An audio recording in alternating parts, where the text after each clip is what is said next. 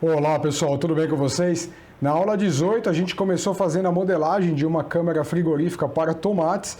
Na aula 19 a gente avançou mais um pouco, a gente veio agregando. Lá na aula 18 você viu, sempre recapitulando, né? Na aula 18 você viu aquele conceito lá da equação transcendental para cálculo da carga térmica humana, sem saber a velocidade inicial, utilizando o conceito de velocidade semente e convergência.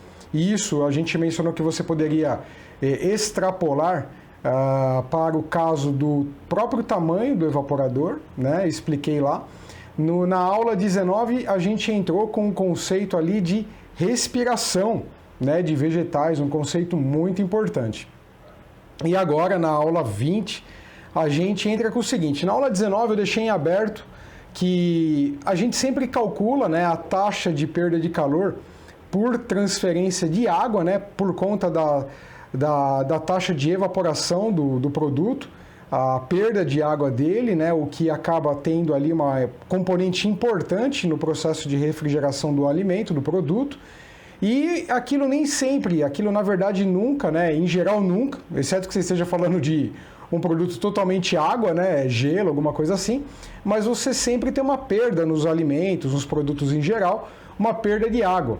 E isso corresponde a em torno de 50%, 40%, 30%, pode chegar até 70%, 80% do processo da taxa de resfriamento do alimento, né, por conta da evaporação da água. Só que isso não é o 100% que a gente calcula a partir do processo lá que a gente modela, utilizando as equações de Choi e Oaks, do calor específico do produto em análise. Né? E aí, outra questão que eu deixei em aberto é por que a gente deixa lá sempre aquela temperatura, o ΔT do produto, que a gente pega a temperatura média, né, da entrada do produto no processo. A gente sempre está aqui fazendo rampas, né? Então, que é o processo menos óbvio, né? Que é fazer uma rampa. Então a rampa a gente pega a temperatura média, da temperatura extrema até a temperatura de objetivo.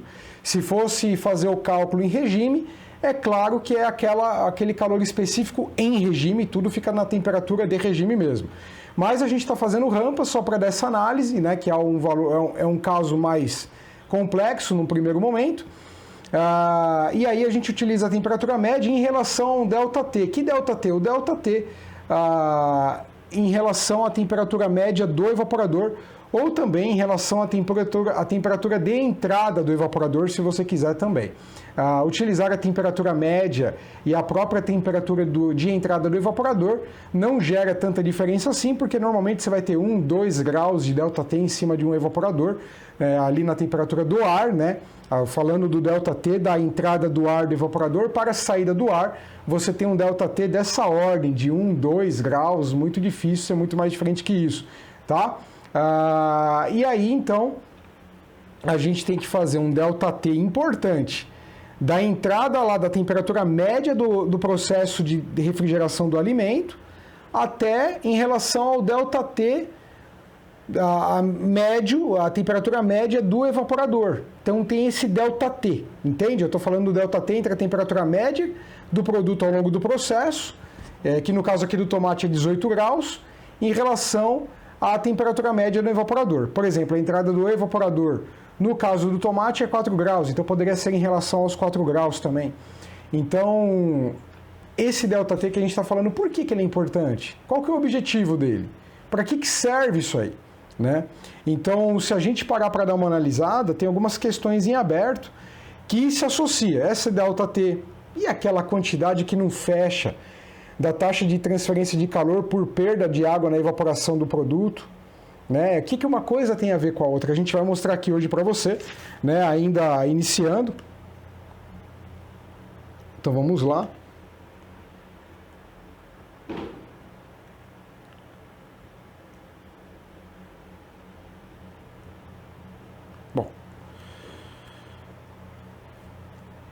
Tá aqui, ó. Olha lá, na temperatura, na aula 18 a gente fez o calor específico, né?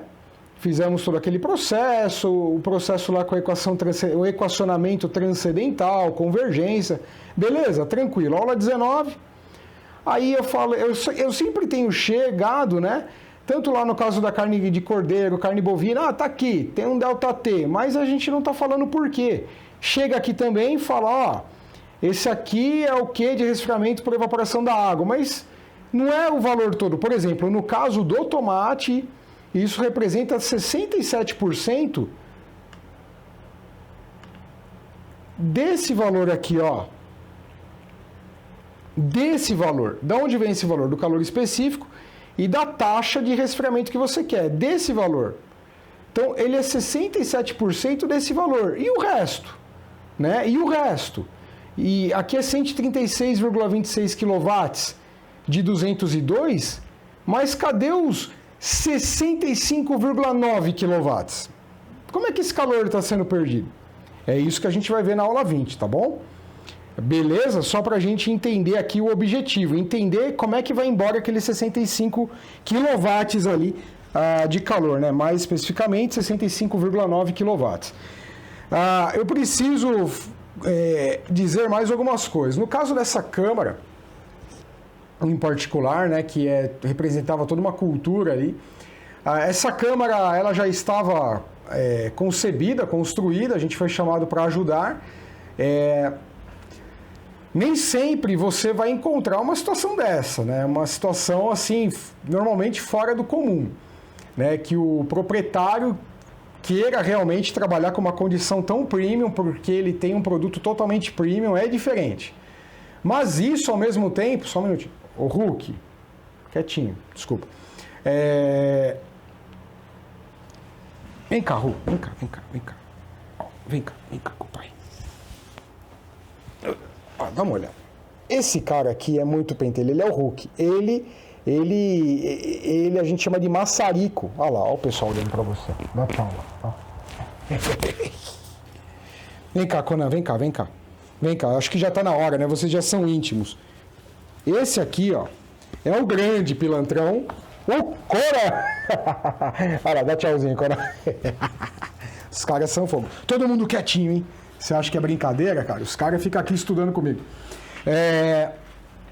Esse caso, cara, é um caso diferente, mas ele é muito interessante. Por quê? Porque você normalmente não encontra esse tipo de situação no mundo real, né? Na indústria, nos mercados, nos escritórios, nos shoppings, nos produtores de leite, produtores de vegetais, produtores de laticínios, de aves. Você não encontra, é difícil. Eu encontro alguns, né? Normalmente a gente consegue pegar isso, mas é bem premium, é bem diferenciado.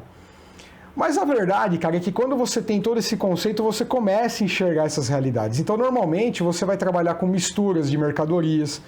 Normalmente, o cara não vai ser tão cravado assim. Essa família, dona dessa produção de tomates, né? Eles tinham essa situação já, essa câmara construída, queriam melhorar a qualidade, tinha um porquê disso, um processo de exportação e tal, que interessaria muito, e o tomate difícil de ser exportado, complicado, algumas coisas muito complicadas ali dele, ele é muito sensível, mas a gente por fim foi chamado, tinha todo um procedimento ali a ser atendido para ele descer a temperatura, chegar na temperatura de regime, estar pronto para a cadeia dele até chegar no destino final dele.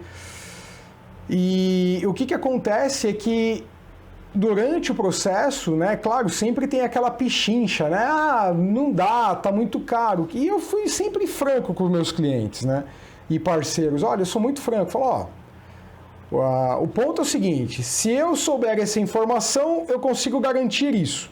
Se eu não tenho acesso a essa informação, eu preciso assumir um risco. O risco tem um custo de tanto, pode ter um custo adicional na instalação, no processo de investimento que você vai fazer, ou pode ter um custo adicional no processo de manutenção e custo energético também, porque eu vou jogar para cima, porque o meu risco é esse. Eu, na conversa, procuro esclarecer da forma mais didática possível para os meus clientes e parceiros.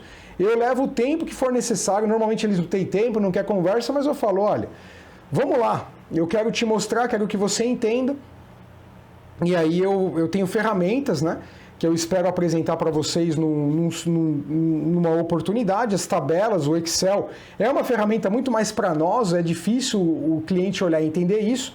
Eu espero, tenho alguns planejamentos aí, né, para a gente ter um novo nível, né, a gente tem, na verdade, um planejamento para chegar até o nível 4 de tudo isso, né? O nível 1, que é esse que você está aqui, já é um módulo muito rico, como você tem visto, e você só está na aula 20 nesse momento, né? Mas ainda tem outras ferramentas para que o cliente entenda você melhor, né? E ele veja, né? Ele entenda os efeitos. Mas nesse momento a gente tem que conversar com o cliente, explicar para ele, ser claro, falar, olha, você não tem lá o chuveiro, da sua casa, não adianta, você tem que ter potência, senão você não vai aquecer a água, olha a geladeira até, né, senão não vai resfriar o chopp.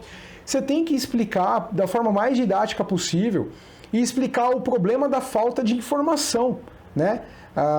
Você também tem que dizer, olha, mas ele é um mercado, ele vai trabalhar com produtos genéricos, tudo bem, procura tentar entender, por exemplo, qual que é a saída de cada produto, a média pelo menos, né? A perspectiva, né? E procure colocar isso num contrato de projeto para você, tá?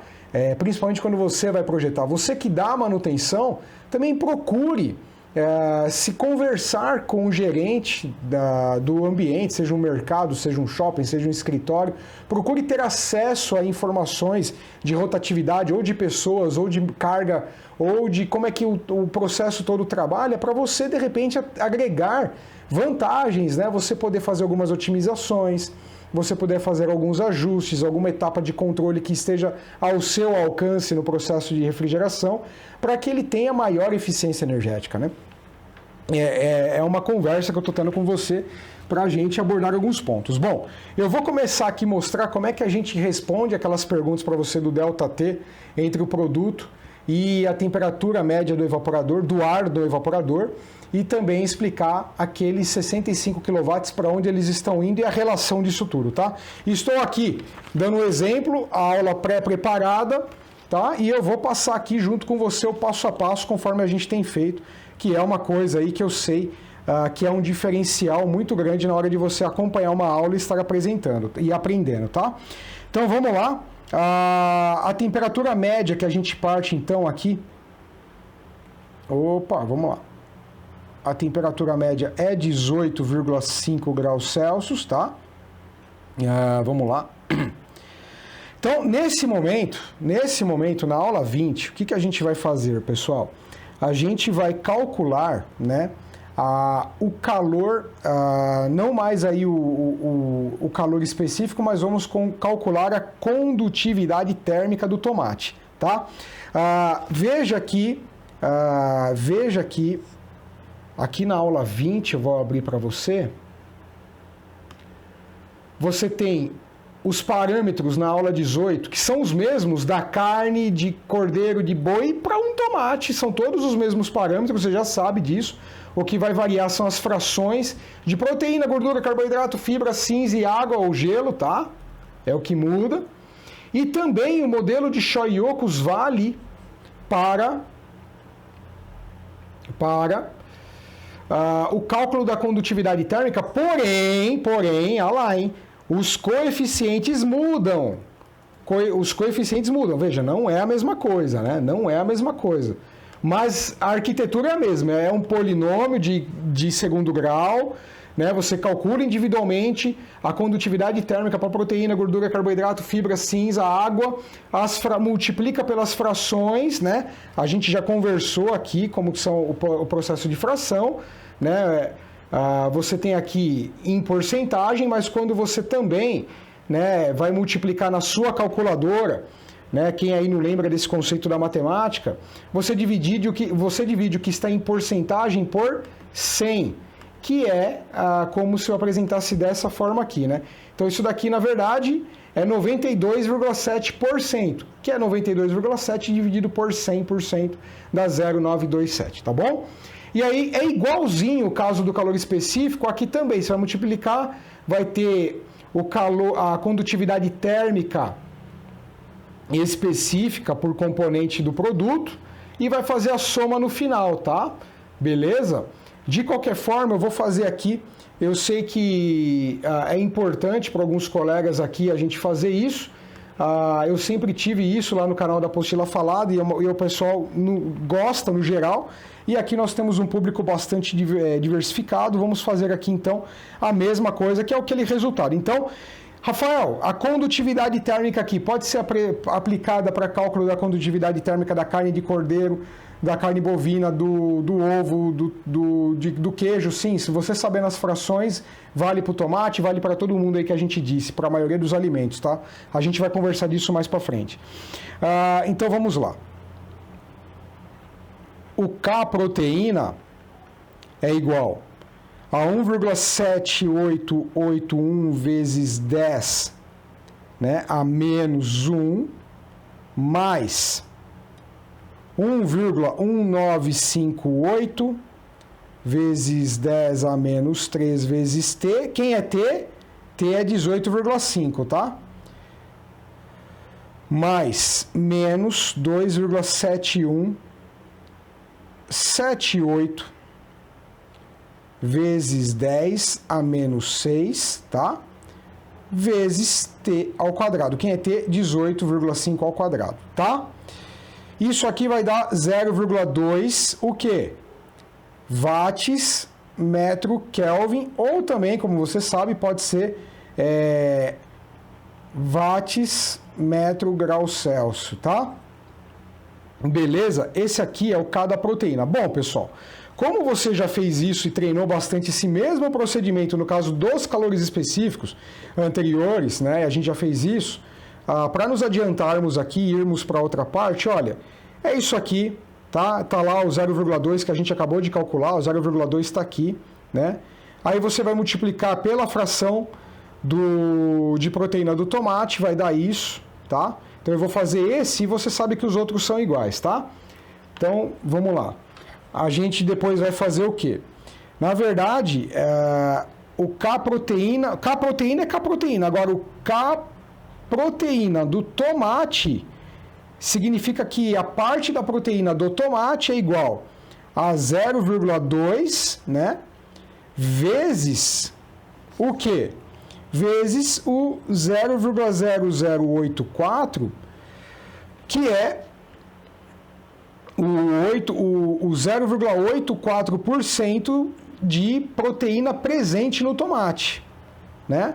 Que vai dar igual a 0,0017 watt metro Kelvin. Beleza, pessoal? Isso aqui é isso aqui, ó.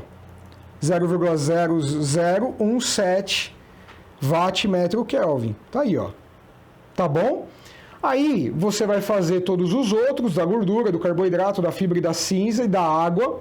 Né, o da água é isso daqui para condutividade térmica, né, vale na faixa de menos 40 a 150.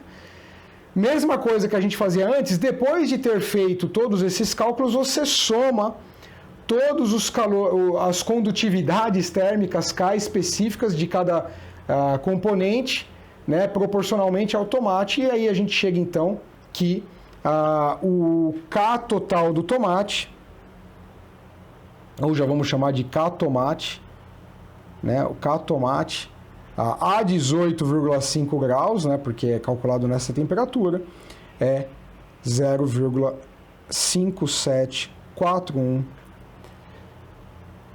watt metro Kelvin. Tá legal, pessoal? Então, isso aqui a gente já viu. Vamos guardar esse valor aqui, beleza? E vamos seguir em frente. Uma outra coisa importantíssima aqui lembra lá que na aula 18, vamos lá ver na aula 18, pessoal, por isso que eu deixo aqui na aula, quando é tudo junto, né, por exemplo, tudo o caso do tomate eu deixo na última planilha tudo junto. Na aula 18, a gente chegou aqui no final da aula 18 e a gente calculou a velocidade do vento, né, na típica atacada ali nas pessoas, né, que é também uma velocidade convergente aí, em média, que a gente vai ter nessa câmera a partir desse método, né, se a gente considerar o vão livre. Então, desta forma,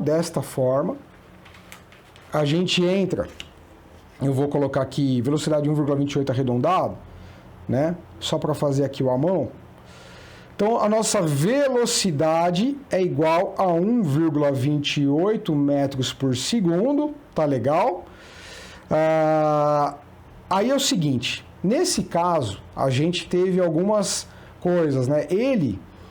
Porque ele ia transportar em containers, né? Eu não posso dar dados aí por conta dos acordos estipulados entre nós, mas ele trabalhava até com uma caixa de transporte de tomate um pouco diferenciada que eles mandaram injetar para esse produtor. O produtor mandou injetar ali uma quantidade expressiva, eu acho que foram 200 mil caixas, né, plásticas de tomate, né? E essa caixa, ela tem as seguintes dimensões, né? Ela tem, eu anotei aqui, na verdade, para efeito aqui, algumas coisas a gente altera por conta dos NDAs, né, que são os acordos de sigilo que a gente acaba assinando, tá certo?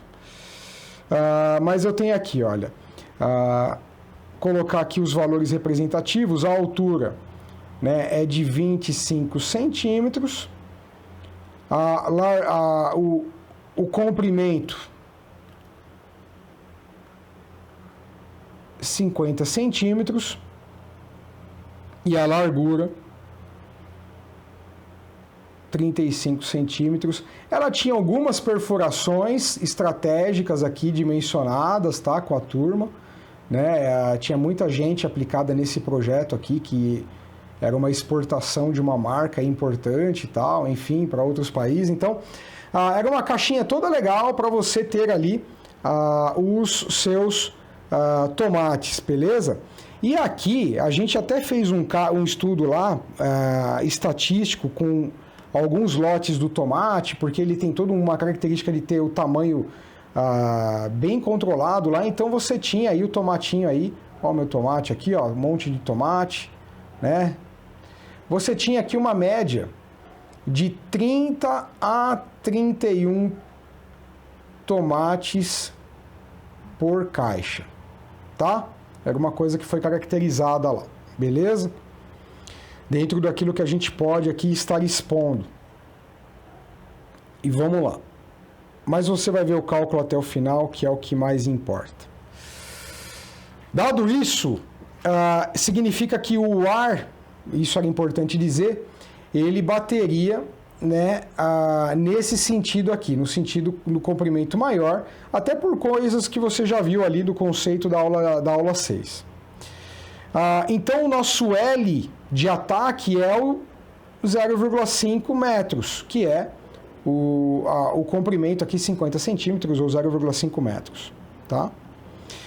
Feito esse esclarecimento, a gente pode então considerar o seguinte: a temperatura do ar na câmara, né, a gente pode considerar como a 4 graus, que é a temperatura de entrada do evaporador, conforme visto na aula 19, apesar de a gente não saber muito bem por que isso foi dimensionado. A gente vai saber hoje, tá?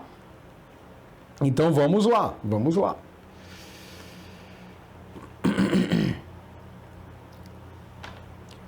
Vamos lá. Então, vamos lá.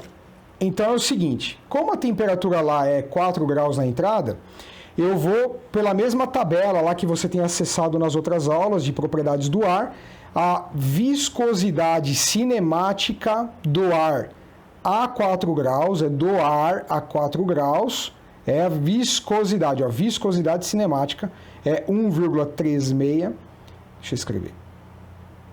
Bom, tá lá na planilha depois, cinemática, tá? Vou tá abreviado aqui. É 1,36, 7,4 está indo da tabela, vezes 10 a menos 5, né, metros quadrados por segundo, beleza? Isso aqui você pode ver, né? A gente aqui tirou daqui, a 4 graus,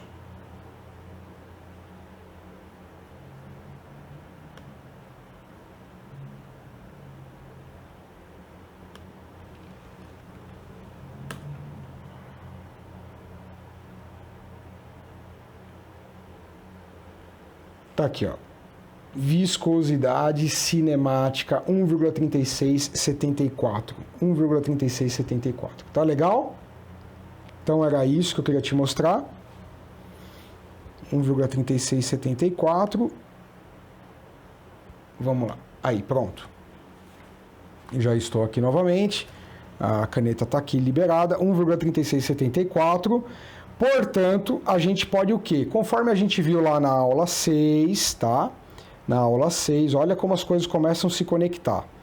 O número de Reynolds, puxa vida, o número de Reynolds, né, no comprimento L é velocidade vezes L dividido pela viscosidade cinemática, que é 1,28 vezes 0,5 dividido por 1,3674 vezes 10 a menos 5, que é igual a 46.530,83, né? O vírgula 83 não tem muita representatividade aqui no 46.000, né? Mas está aí.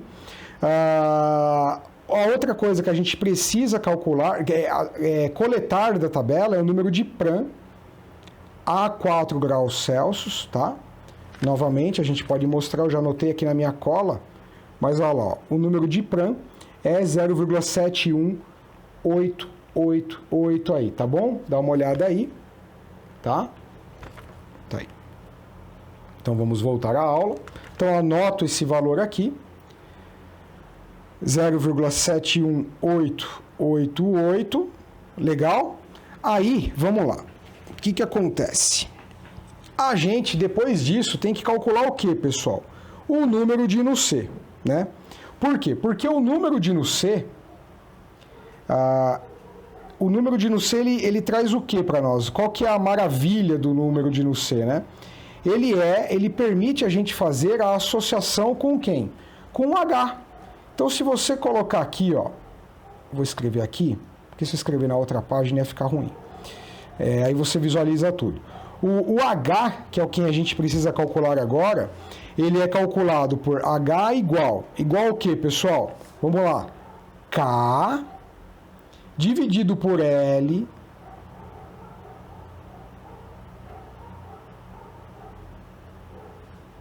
vezes no C. KL no C. Que suspense, hein? Que suspense. KL no C. Agora você entendeu por que a gente calculou o K do tomate? Esse aqui é o K do tomate, cara, que a gente calculou, tá? É o K do tomate que nós calculamos aqui. Opa, voltei demais. Beleza? Na temperatura média do processo, se você fosse calcular, por exemplo, ele em regime, aí volta tudo para a temperatura de 12, a temperatura objetivo lá, quanto que era a temperatura na aula que a gente especificou, logo na aula 18, às vezes dá branco aqui, a gente vai preparando mais e mais, 12 graus, os 12 graus, né? Claro que se você não tivesse rampa, mas tivesse 12 graus, agora eu quero fazer a análise para 12 graus continuamente, ad eterno, né, que a gente fala. Então seria para 12 graus, beleza? Mas como aqui a gente está no processo da rampa, então para você ter uma boa representatividade, você pega aquela temperatura média, né? Beleza? E o que acontece? A gente começa a convergir para o quê? Porque, pessoal, na hora que você tem aqui o no C, que te permite calcular o H, isso faz toda a diferença para a gente calcular o coeficiente de convecção H. Só que a gente vai mais longe ainda. O que acontece? A gente precisa fazer algumas análises. Eu te expliquei que a perda de água lá no caso do tomate foi por... a gente conseguiu fazer por termogravimetria. Tá? Isso é fundamental, foi fundamental para esse projeto cravar em todos os aspectos aqui. Ele conseguiu os selos lá que ele precisava também, a parte de investimento para ele justificar algumas coisas, o produtor. Então deu tudo certo, a gente conseguiu demonstrar isso. Mas o número de no C vai te permitir considerar o H. Mas tem um outro ponto. O que acontece? O H, como é que o H depende de KL no C? E o no C, ele vem de uma coisa chamada, que a gente já viu lá, por exemplo, você nem sabia, mas lá quando você estava resolvendo aquelas equações mais complicadas ali na aula 6, o no C vem da lei de potência. E essa lei de potência diz o seguinte para nós, ó, você pode calcular o no C em qualquer situação no seguinte ponto, um coeficiente C vezes Reynolds elevado a M vezes Pran elevado a um expoente N. E aí, a brincadeira toda está em caso a caso você descobrir CMN. Por exemplo, teve um cara chamado... eu anotei aqui em algum lugar para te falar, quando eu fiz esse projeto, eu pesquisei esse cara, Dinser, que em 1994, por exemplo, ele calculou tanto o M e o N para o caso do tomate, sim, para o tomatinho, assim, recebendo lá, né? Parece aqui uma maçã, né? Mas é o tomate. Então, o tomate, né? Quando ele recebe o ataque do vento, assim, né? Qual que seria o número de no C para você calcular? O número de no C para qualquer velocidade do vento prática em cima do tomate, esse cara em 1994 foi o primeiro a levantar isso, ele encontrou que no C para tomate, só por curiosidade, a gente não vai utilizar isso, é nu igual a 1,56 vezes Reynolds, eu sempre me divirto, no C, nu, o meu professor falava nu, 1,56 vezes Reynolds vezes 0,426, né, vezes Pran. Eu tive um mentor pessoal e professor muito bom, inclusive ele esteve na minha banca de doutorado, um professor, um engenheiro naval especializado em simulações, o professor Cesário de la Rosa. Ele foi uma honra ter ele como um dos meus mentores.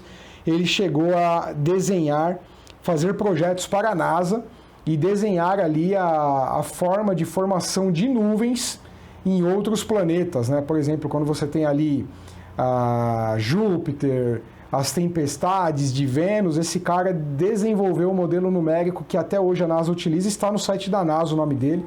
Ele foi o meu mentor, professor de McFlu, né? E esteve também na minha banca de doutorado como um membro da banca julgadora. Ele é muito sério, né? Um politécnico duro ali, né? Duro mesmo. E ele falava nu. Bom, e aí isso aqui serviria para você calcular o nu no tomate. Mas o que acontece? Isso é para as geometrias, é para a geometria típica do tomate. Mas aqui a gente não tem a geometria típica do tomate. Você tem o tomate não exposto completamente livre. Você tem tomates em uma caixa e uma caixa com uma geometria apropriada. Essa foi a segunda caracterização que nós tivemos que fazer, tá?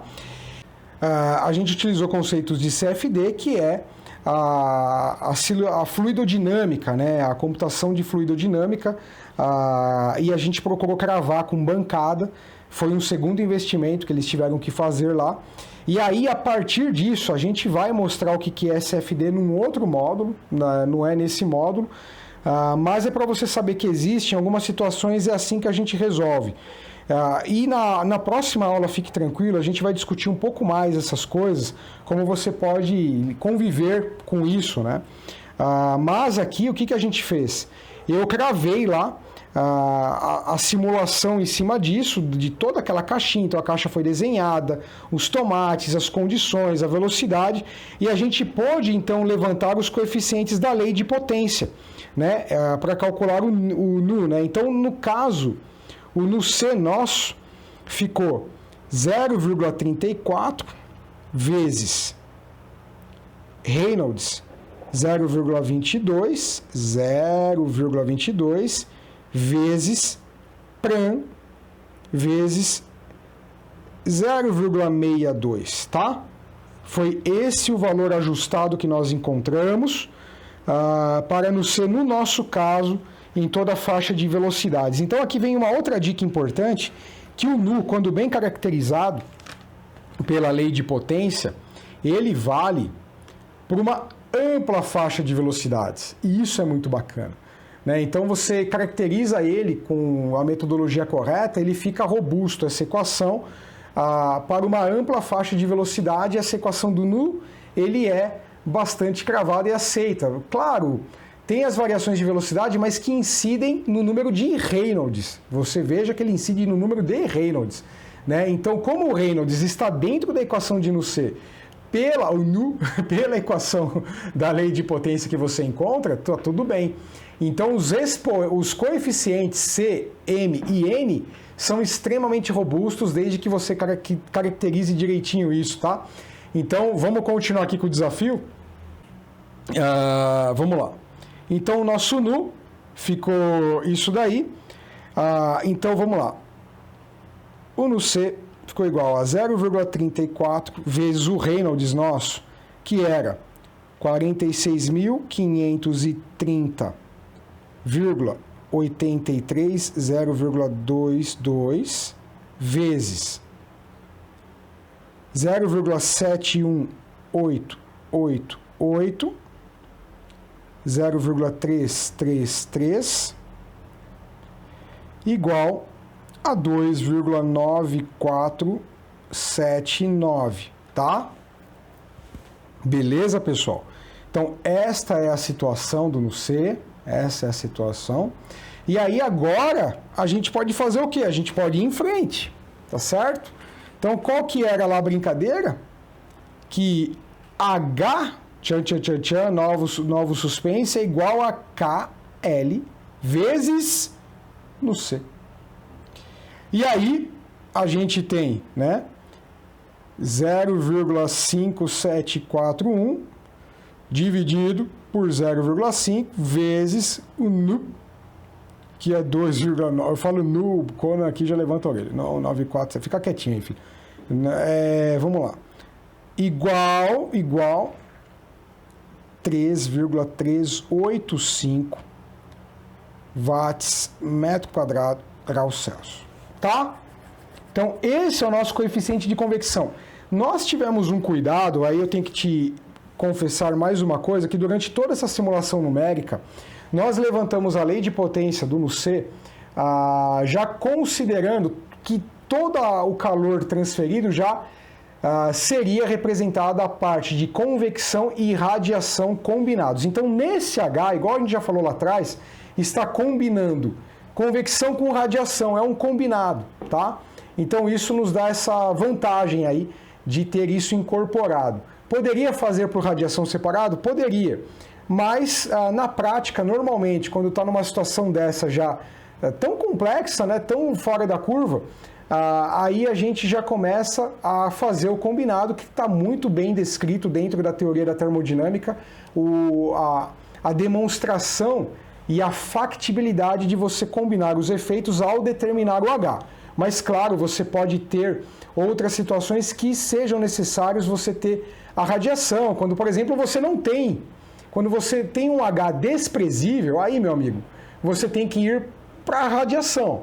Mas quando o seu H é muito mais importante do que a radiação, por exemplo, acima de 5 vezes, 10 vezes, você vê ali que, fazendo a conta rápida, né, quando você faz a conta rápida da emissividade da casca do tomate em relação à temperatura dele para a temperatura dos arredores, e vê que isso, numa condição de convecção sem ele, daria aí mais de 10 vezes de diferença, pô, faz o combinado e manda ver, tá?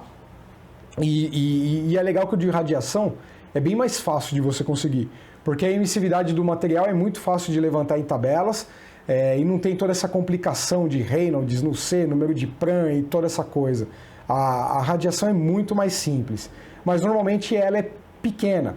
E em regime, quando a coisa está em regime, o produto está em regime, ela é muito menos significativa ainda. Então, a convecção acaba sendo mais importante, é por isso que a gente já vai logo sempre se preocupando com o H, tá bom? Então é isso. Vamos lá. E aí agora a gente tem o nosso H calculado. E aí a gente sabe que a área em que o ar vai de fato incidir, como eu trabalho ali, ó, com isso, e as caixas tem várias caixas em paralelo no container que ele seria transportado, né? Deixa eu desenhar isso aqui de novo. Eu teria, entendeu, né? Eu não posso considerar a área de ataque lateral, é isso que eu estou querendo desenhar aqui para você, cara. Eu teria lá várias caixinhas, Cone Hulk, quietinho, por favor. Então seria várias caixas, tá? Conan quieto e Hulk quieto. Desculpa, pessoal. Várias caixas empilhadas, sempre com a face exposta, porém lado a lado nas prateleiras elas estariam assim. Então a área que a gente considera é a área aqui, ó. Essa área aqui da caixa unitária. Cone Hulk, quieto, vem pra cá. Senta. Agora não vai sair. Se ele sair, ele vai fazer mal bagunça, cara. Então é 0,5 vezes 0,35, né? Que é o comprimento e a largura da caixa, igual a 0,175 metro quadrado, né? Beleza? E aí, portanto, eu tenho o Q de convecção combinado com radiação por caixa. Isso aqui é para cada caixa que eu vou calcular, que é o H vezes o AS vezes o T do produto menos o T infinito, né? O T da superfície, na verdade, né? Menos o T infinito. E aí a gente vai considerar 3,385 vezes 0,175, que é a área, vezes 18,5, que é a temperatura média da casca, menos o 4, que é a temperatura do ar. Beleza? E isso aqui vai dar para nós o quê? 8,59 watts por caixa.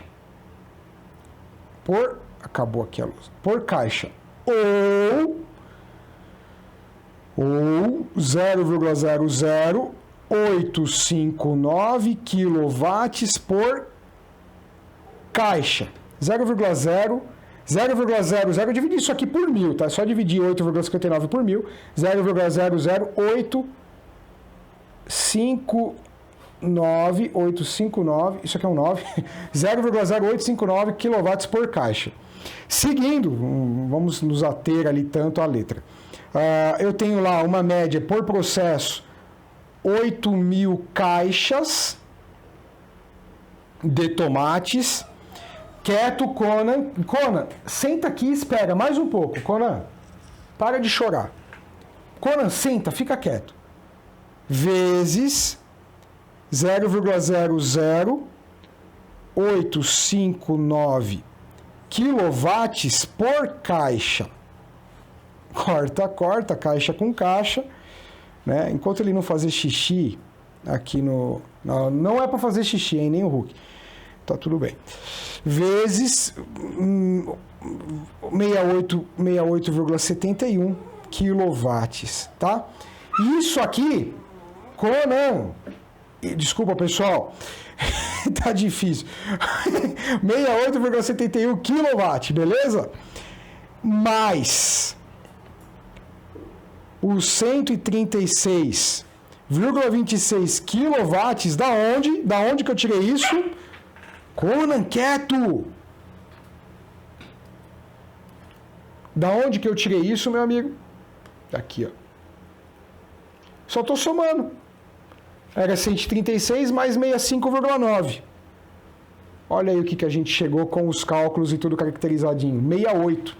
Isso aqui, quando você agora volta lá e soma tudo, 68,71 mais 136,26, você tem 204,96 quilowatts comparados com... Tem que mostrar isso aqui, né? Comparados, isso aqui quando a gente fez, cara, foi uma maravilha. O estado da arte contra 202,12. 202,12. Isso aqui, né, comparado com os 202,12, né, que era o calculado pelo calor específico, a gente teve 1,4% de erro. Esse foi o nosso erro. 1,4%. Bastante admissível, né? Bastante tranquilo mesmo E aí eu te contei o seguinte: por que então que tudo isso foi importante ser feito? Porque quando você vem para Kona e para Hulk, tudo isso, cara, eu vou falar isso na próxima aula, a gente vai conversar um pouquinho, né? Mas é o seguinte, você começou lá na aula 20, você já tem, né? Você já vai criando algumas noções de temperatura, aqui, o delta que você pode usar naquele produto, né? Mas, olha só, na hora que eu fiz essa primeira conta, eu falei, poxa vida, agora eu tenho que verificar, Conan, se isso vai bater. E aí todo o resto, a disposição dos produtos, como ele vai ser exposto à velocidade do vento, tudo tem que ser ajustado, e aqui é um novo processo, aqui é uma nova equação transcendental, principalmente usando a velocidade do vento e qual é a equação de nu que você vai utilizar, né, para calcular o H do produto exposto. Então, para carne, para bifes, para hambúrguer, para tudo isso, é um desafio grande quando você quer fazer, principalmente produtos, os produtos aí de nicho, né? Esse é o importante. Então, você consegue tudo isso aqui, é isso, você entender que essa temperatura aqui, ó, essa temperatura, se ela fosse mais alta, eu não chegaria nisso aqui. No 68. Dá uma olhada nisso aqui, ó. Se eu colocar 9. Só para brincar, tá? Não deu. Já deu bem abaixo. Deu 45.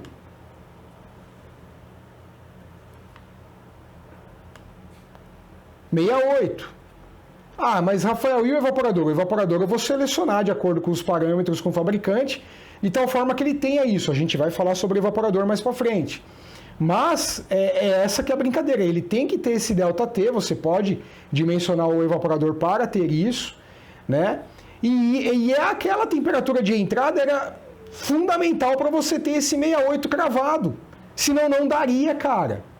E por que eu precisava do 68? Porque tudo começou, porque o meu cliente chegou para mim e falou, cara, eu tive que conversar com ele, eu falei, olha, o tempo tem um impacto, expliquei para ele o impacto do tempo, né, de forma didática. E aí, além do tempo, né, você sempre tem aí as pessoas que entendem num caso desse, dando um suporte ali, a turma de engenharia de alimentos, olha, o alimento tem essa taxa, o tomate, você tem que obedecer no máximo isso, no mínimo isso, e entender as questões econômicas do cliente, o quanto também que ele pode esperar para a produção dele tirar isso daí lá do processo, mandar para a próxima etapa. Então tudo foi conversado. Na hora que deu 3 horas, a gente chegou nessa taxa aqui. E aí tudo começa a acontecer. Caramba, qual que é a taxa de perda de água? É isso. Caramba, então sobrou 65,9. Puxa, mas ele na caixa, naquelas condições, na caixa que a gente dimensionou lá e calibramos, puxa, será que vai dar certo? E tem que dar. Tem que dar. Claro que na hora de selecionar os equipamentos, a coisa ficou um pouquinho maior do que 204. Nesse caso em particular, colocando todos os equipamentos ali com parâmetros comerciais, né? Porque você não vai encontrar evaporador, condensador, compressores, tudo para dar 204,96. Né? A gente encontrou ali, a gente fez ali para próximos valores comerciais, deu 240 quilowatts ali a potência total disponível, mas quando você olha 240 dividido, né? Igual 240 dividido por 204, ali deu uma diferença de 17%, né? Deu 17% a mais, né? Foi isso que aconteceu pelos parâmetros comerciais. Agora veja só, 17%, vê bem isso, que a gente primeiro cravou, é aquilo que eu sempre falo para vocês, cravamos na bancada, na simulação numérica, na metodologia, com termogravimetria, cravamos. Na hora de você entrar nos parâmetros de componentes reais, né, para montar isso aqui. Deu, lógico que você vai jogar um valor maior, né, o próximo valor maior que tem, você não pode jogar menor, né, deu 240, deu 17% de, uma folga de 17%. Isso foi conversado com o cliente, olha, só folga na hora que eu calcular aqui, eu cheguei lá para os fornecedores, definimos instalação, ó, você vai ter 17%, né, falei para ele, você vai ter 15% de folga. Né? Significa que se aumentar a sua produção, não, olha, se a gente fizer uma nova câmara frigorífica tal, então tudo isso foi colocado no papel, 17%. E aí, pessoal, quando eu também fiz isso, né, tanto de falar com fabricantes conhecidos, né, e também usando aplicativos, a carga térmica que eu cheguei para essa câmara frigorífica e os componentes tudo colocados, daria 420 kW, tá? Eu fiz esse ensaio, mostrei para o meu cliente, o dono dessa produção de tomates, mostrei para ele e falei, olha, esse é o que eles estão dizendo, esse é o que eu estou te falando, essa é a diferença, eu fui bem assim, tá? Tem que fazer isso. Mostrar, falar, ó, só que aqui tem que ter contrato. Com eles não tem contrato, mas você também paga tudo a mais, é tudo um riscão. E eles ganham no risco. Se você quer ter tudo controlado, garantido, consumo energético, acionar aí todo o seu sistema de geração, tudo que você fez, é isso daqui que tem que ser feito. Né? Então, 420 kW comparado com a realidade,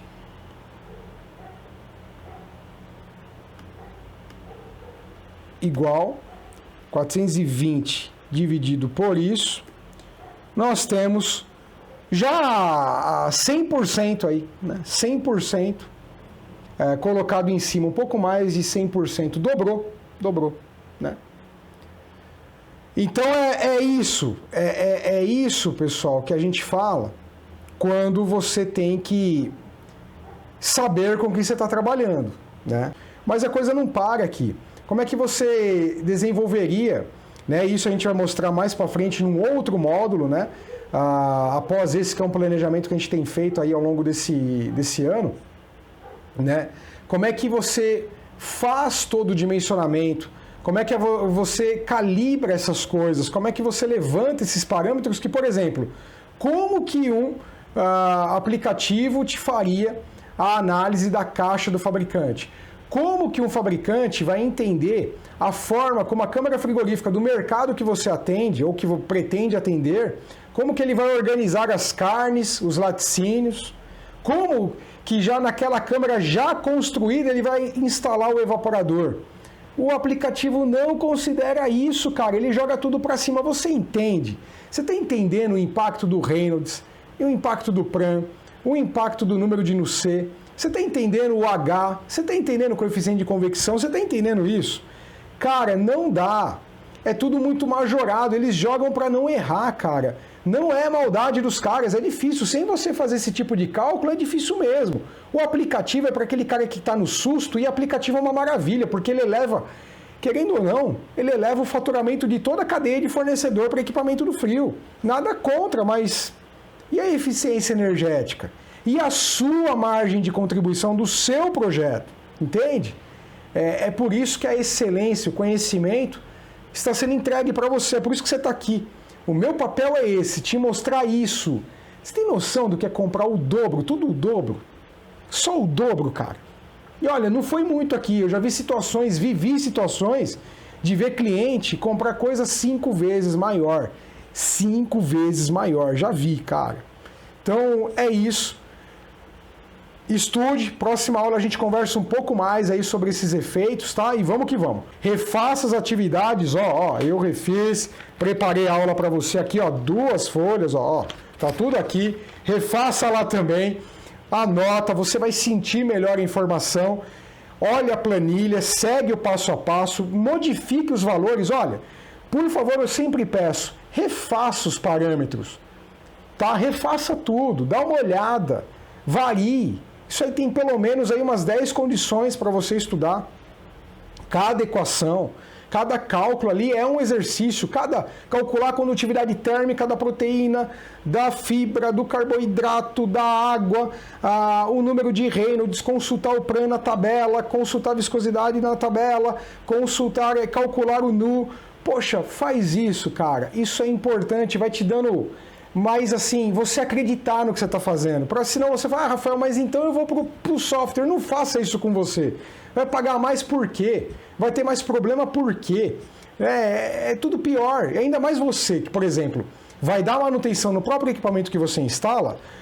Cara, quando você comprar um equipamento para repor, e pensa assim, você ganha lá o fixo do seu cliente. Normalmente os modelos é assim. Você ganha o fixo mensal do seu cliente. E aí normalmente você assume o risco da quebra, igual o seguro de carro.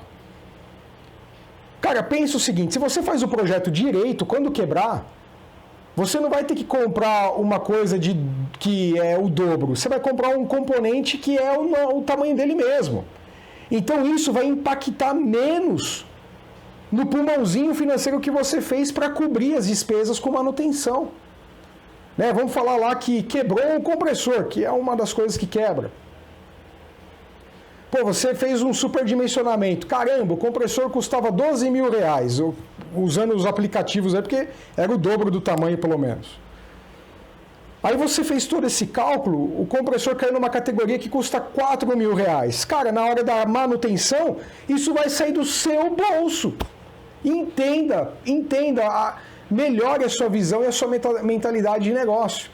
Ter uma análise técnica é fundamental. E você está sendo preparado para isso, cara. Tá? Para customizar o teu projeto, tá bom? Então um grande abraço, mais uma vez, obrigado e estuda bastante. Tchau, tchau, valeu!